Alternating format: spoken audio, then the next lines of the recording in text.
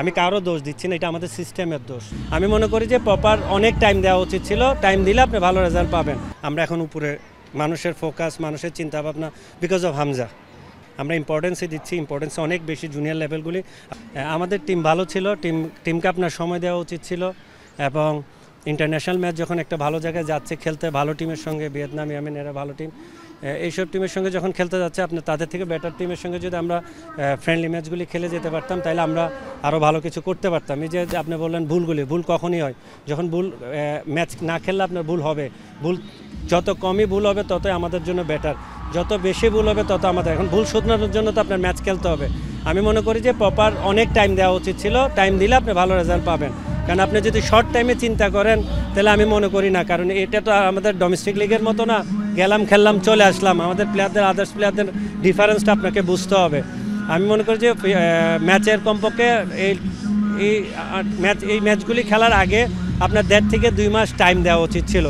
তাইলে দুই মাস টাইম দিলে আমি মনে করি, আমরা সবাই মনে করি যে ভালো রেজাল্ট হতো। তখন আপনার জবাবদিহিটা খুব ইজিলি পাইতেন, কেন এত মিস্টেক হচ্ছে, কেন এগুলো। আমি মনে করি যে এগুলো শোধরানোর সময় থাকতো, শোধরানোর তো সময় নাই। আমি মনে করি যে এখন আরও একটা ম্যাচ আছে, আমার ধারণা এই ম্যাচে আমরা জানি ভালো কিছু করতে পারি। আজকে ড্র হইলে আমাদের জন্য বেটার হইতো, একটা ওয়ে থাকতো সেকেন্ড টিম হিসেবে আই থিঙ্ক ওটার, ওইটা হয় নাই। বাট আমি মনে করি যে আমাদের নেক্সট কোনো 23 বা 19 বলেন, ন্যাশনাল টিম তো অলরেডি ট্রেনিং আছে, 23 অনূর্ধ্ব 23 বলেন, 20 বলেন, 17 বলেন, এইসব তো জুনিয়র টিমগুলিকে ভালোভাবে সময় দেওয়া উচিত। আরও সময় দিয়ে আরও ম্যাচ খেলে তাদেরকে রেডি করে আপনাকে ম্যাচগুলিতে যাওয়া উচিত, তাহলে আপনি ভালো রেজাল্ট করতে পারবেন। পার্টিকুলার একটা প্লেয়ারের কথা বলি, সে ন্যাশনাল টিমেও স্ট্রাইকার হিসেবে খেলে, সে আজকে প্রপার টাইম পেয়েছিল, তারা খুব বুঝ হচ্ছিল যে আমি প্রপার টাইম পাই, তারপর আসলে পারফর্ম করতে পারি।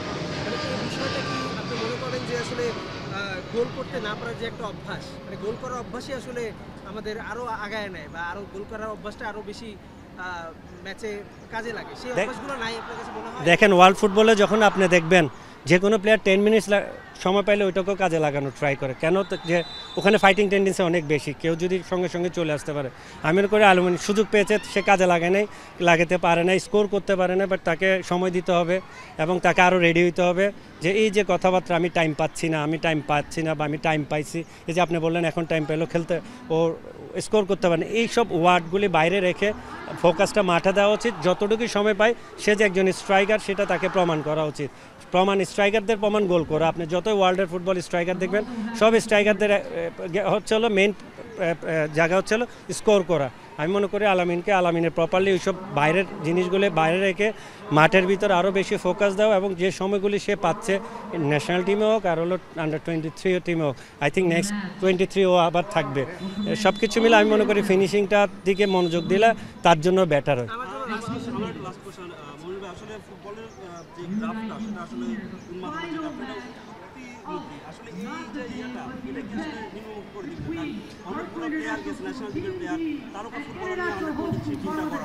আমার মনে হয় রেজাল্টটা আমাদের জন্য বেশি ইম্পর্টেন্ট। আপনি এটা বললেন যে একটা ড্রাফটের কথা বললেন, ড্রাফটের কথা যে আমরা এখন উপরে মানুষের ফোকাস, মানুষের চিন্তাভাবনা বিকজ অফ হামজা, এটা নো ডাউটলি। তাহলে আমার ওই জায়গাটুকুতে যদি আমাকে ফোকাস হাই লেভেলে থাকে, আমাকে রেজাল্ট করতে হবে। যখন আমি রেজাল্ট করতে পারবো না, তখন আবার আমরা আগের জায়গায় আস্তে আস্তে ডাউন হতে থাকবো। আমি মনে করি 23 আমরা ইম্পর্টেন্সই দিচ্ছি, ইম্পর্টেন্স অনেক বেশি জুনিয়র লেভেলগুলি। আপনার জুনিয়র লেভেলগুলি সাকসেস হলে আপনি ন্যাশনাল টিমে সাকসেস হতে পারবেন। আপনার জুনিয়র কিছুতে যদি চ্যাম্পিয়নশিপ অর্জন করতে না পারেন, আপনার ন্যাশনাল টিমে ওই জায়গাটুকুতে আপনি ইমপ্রুভটা করতে পারবেন না। তাহলে আমাদের ফোকাসটা থাকা উচিত। বাট আমি মনে করি ক্রেজের এই জায়গাটুকুতে না এসে আমাদের জয়টা সবচেয়ে বেশি ইম্পর্টেন্ট। সেটা ন্যাশনাল টিম হোক আর যেটা মানে ফুটবল, মেল বলেন ফিমেল বলেন, সব জায়গায় রেজাল্টটা ইম্পর্টেন্ট আমাদের জন্য। আচ্ছা মামুন ভাই, একটা জিনিস জানতে চাচ্ছি, আপনি যদি খেয়াল করেন এই টিমের কোচকে আমরা যদি বলি, প্রথমে আপনার সাইফুল ভাই ছিল অ্যাসাইন কোচ, হেড কোচ, তারপরে হচ্ছে তিনি অসুস্থ হলেন, মামুন ভাই ডাগআউট সামলালেন, তারপর হচ্ছে আবার মাঝখানে কাবরারাও বিভিন্ন টেকনিক দিলেন, বিভিন্ন পরামর্শ দিলেন। এই যে মাল্টি কোচিং, এই কারণে কি কোনো কারণে মটো নষ্ট হইতে পারে? আপনি একজন ফুটবলার ছিলেন, আপনার কাছে দেখেন, আপনি যদি ওয়ার্ল্ড ফুটবল ফলো করেন, ওয়ার্ল্ড ফুটবলে যখন আপনি যাবেন, টেকনিক্যাল ডাইরেক্টরের ভূমিকা সবচেয়ে বেশি ওয়ার্ল্ড ফুটবলে। খুব কমই দেশের টেকনিক্যাল ডাইরেক্টর কোচ হয়, টিমের সঙ্গে থাকে বাট খুব কমই হয়। আমাদের এখনও সিস্টেমটা তৈরি হয় নাই। আমি কারো দোষ দিচ্ছি না, এটা আমাদের সিস্টেমের দোষ যে 17 একটা কোচিং স্টাফ থাকবে, 19-এর একটা থাকবে, 14-এর একটা থাকবে, 20-এর একটা থাকবে, ওখানে চ্যালেঞ্জ থাকবে, ওখানে যে কোচিং স্টাফটা থাকবে, আমরা ন্যাশনাল টিমের যে ফরমেশনটা খেলি ওখানটা ওইটাকে ডেভেলপ করা, বিল্ড আপ করা। আমি যদি 14-14 বছর বয়সকে সেম জিনিস আমি ফলো করাই তাহলে এটার রেজাল্ট আমরা ন্যাশনাল টিমে যেয়ে 4-5 বছর পর পাবো। আবার এখানে আপনার কোচের একটা অ্যাসাইনমেন্ট থাকে, চ্যালেঞ্জ থাকে, 14-এ ভালো রেজাল্ট হলে মাঝে সে 17-এ ইমপ্রুভ করবে।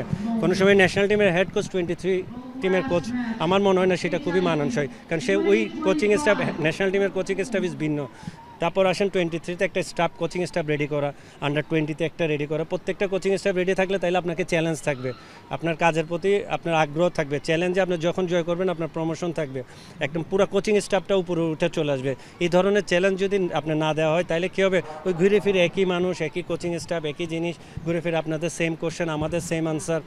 এটা আসলে বলতেও ভালো লাগে না, কারণ বললে উনি আমার কলিগ হাসান আল মামুন ভাই, টিটু ভাই আমার কোচ ছিলেন, তাদের কারো না কারো এগেনস্টে চলে যায়, পুরো আপনার ম্যানেজমেন্টের এগেনস্টে চলে যায়। আমি মনে করি ম্যানেজমেন্টের এগেনস্টে এইসব কথা না বলে এটা ওনারাই ডেভেলপ করা উচিত। এটা এইভাবে হলে যে আমাদের দেশে যে পরিমাণ কোচ, সার্টিফিকেট কোচ আপনি যদি কাজে লাগাইতে পারেন, ওই সার্টিফিকেট কোচকে যদি আপনি কাজে লাগাতে চান তাহলে আপনাকে এই ধরনের কোচিং স্টাফে ভাগ করে করে রেডি করা উচিত।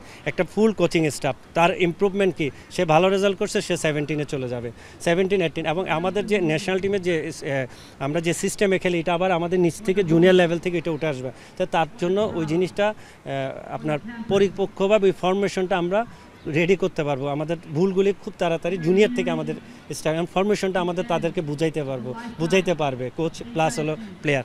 আমি মনে করি কিছু চেঞ্জ দরকার। এই চেঞ্জগুলি যদি আগামীতে এই ভুলগুলি না হয়, এই চেঞ্জগুলিতে যদি নিয়ে আসা যায়, চ্যালেঞ্জিংটা নিয়ে আসা যায়, কোচিংয়ের দিকে প্লেয়ারদের যেমন চ্যালেঞ্জ আছে ন্যাশনাল টিমে খেলবে, তেন কোচিং স্টাফদেরও তেমন চ্যালেঞ্জ করা উচিত যে তার পারফরমেন্সের ভিত্তিতে তাকে উপরের লেভেলে দিয়ে যাওয়া। আমাকে স্যাডেলি আপনি 23 বা 20 কোচ বানিয়ে দিলেন, আমি লাইসেন্স করছি, এটা আসলে এটাতে কোনো আপনি লাভবান হবেন না, আমিও শিখতে পারবো না, আমি তাদেরকেও শিখাইতে পারবো না। বাট আমাদেরকে যদি আপনি জুনিয়র লেভেল থেকে স্টার্ট করেন, টাইম দেন, তাহলে আমি ডে বাই ডে ইমপ্রুভ করতে পারবো। আরেকটা আমার প্রশ্ন ছিল, সেটা হচ্ছে ভাইয়া, আমরা দেখেছি যে 1 মাস আগের থেকে ক্যাম্পটা শুরু হয়েছে এবং বাহরাইনে আমরা 2টা ম্যাচও খেলেছি। তো আমাদের কি প্রস্তুতির খুব বেশি ঘাটতি মনে হচ্ছে? ইন্টারন্যাশনালি অনেক বেশি ঘাটতি। আপনার 1 মাস 30 দিন, আপনার লিগের পর কয় মাস আমরা গ্যাপে গেছি। আপনি যত যাই বলেন, 1 মাসে আপনি একটা টিমের 1 মাসে আপনি যদি ফিটনেস নিয়ে, হাইস্ট লেভেলের ফিটনেস নিয়ে কাজ করেন, 3 উইকস আপনার ফিটনেস নিয়ে কাজ করতে হবে হাইস্ট লেভেলে। দেন 1 সপ্তাহ আপনি রিকভারি করতে পারবেন না, আপনাকে 2 মাস টাইম দিতে হবে। ফুল 1 মাস হলো আপনাকে তাদের রেডি করা, আর 1 মাস হলো তাদের রিকভারি। যখনই রিকভারিতে যাবে তখনই তাদের ফিটনেস লেভেল থেকে শুরু করে স্ট্রেংথ থেকে সবগুলো আপনি ম্যাচে ভালো দেখতে পারবেন। আপনি 4 সপ্তাহে কী চেঞ্জ করবেন? 4 সপ্তাহে আপনি কিছুই চেঞ্জ করতে পারবেন না। আমি মনে করি যে 3 মাস 2.5 মাস যদি তারা রেডি থাকতো, 2.5 মাস থেকে তারা যদি স্টার্ট হইতো, আপনি রেজাল্টগুলি নিয়ে আপনারা কথা বলতে পারতেন, এটা আবার জবাবদিহিতার জায়গায় থাকতে পারতো যে আমি 3 মাস টাইম দিছি। আপনি 1 মাসে কী চেঞ্জ করবেন? ফুটবল এত ইজি না, মানে ওয়ান ম্যান ফুটবল না, ফুটবল টিম গেমে প্রত্যেকটা প্লেয়ারকে পারফরমেন্স করতে হবে, প্রত্যেকটা টিমের স্কোয়াডকে, 11-এর বাইরেও স্কোয়াড থাকে, স্কোয়াডের বেস্ট প্লেয়ারগুলি কিন্তু বেশিরভাগ মাঠের বাইরে বসা থাকে।